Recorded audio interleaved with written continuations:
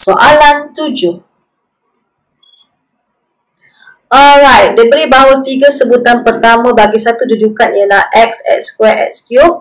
And then nyatakan jenis jujukan tersebut. Beri satu sebab untuk jawapan anda. Alright, so kita nak tahu ni. Okay, so kita cubalah.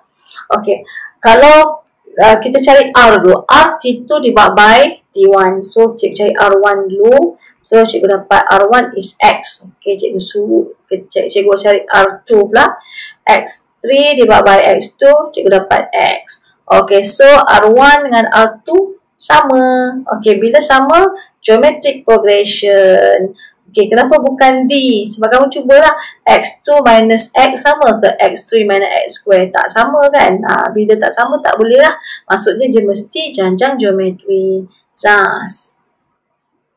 Alright, so kat sini panjangnya. Okay, kita tengok. Bermula tahun 2020, jualan kereta elektrik di Malaysia meningkat secara konsisten sebanyak 8.5%. Sejumlah 32,550 unit kereta elektrik telah terjual pada tahun 2021. Okay, syarikat T merupakan salah sebuah syarikat yang membekalkan kereta elektrik di pasaran Malaysia dan telah berjaya menguasai 30% daripada pasaran tersebut dari tahun 2023 hingga tahun 2022.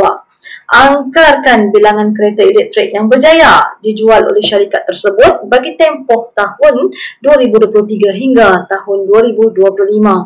Okey, so daripada sini, kita kena keluarkan. Selalunya kalau peratus ni, desimal ni kan, peratus ni selalunya geometric progression. So the first kali kita tengoklah, increase 8.5% and then total pada 2001, ini dia 32550, that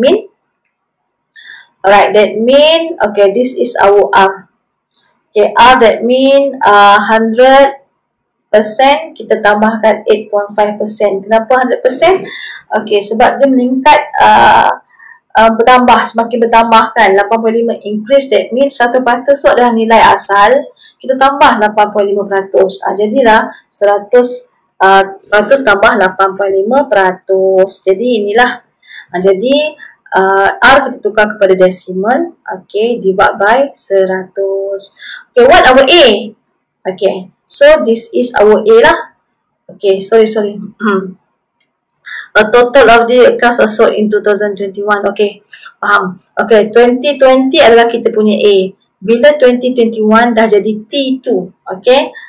Term kedua. So daripada term yang kedua ni, kita boleh cari A lah. T2 adalah AR equal 32550 kan. So cikgu replace R lah dekat sini. So divide R.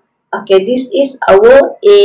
Kita dah ada A, kita dah ada R. So sekarang ni kita nak cari estimate number of electric cars sold by the company from 23 to 25. So sekarang kita nak tahu. Dia kata 30% kan. So cikgu saja tulis ni. Then from the 2020 to 2025, kita ada berapa term? 6 term. So sekarang kita nak cari sum of from 23 to 25 dan 30% daripada sum tu adalah ni yang market tu. Yang kita nak cari kan, Malaysian market tu. So macam mana buat?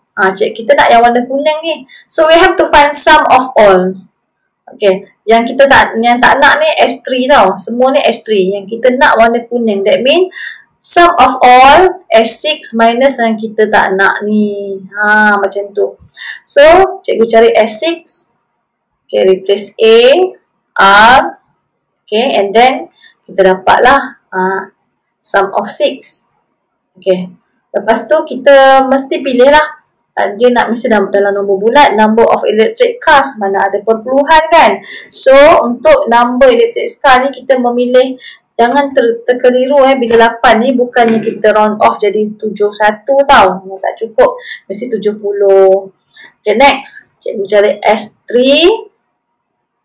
Mana S3 cikgu? Cikgu replace A and R. This is our S3. Tengok. Sekarang tak boleh dia mesti 97866. So kita tolak lah. Kita minuskan 63 yang S6 X6 dengan X3. Okay. Lepas tu baru kita boleh carilah company T dia ada kena 30% lah. Kita darabkan 30% dan kita dapat. Jangan lupa kita akan dapat 37501. Yeay.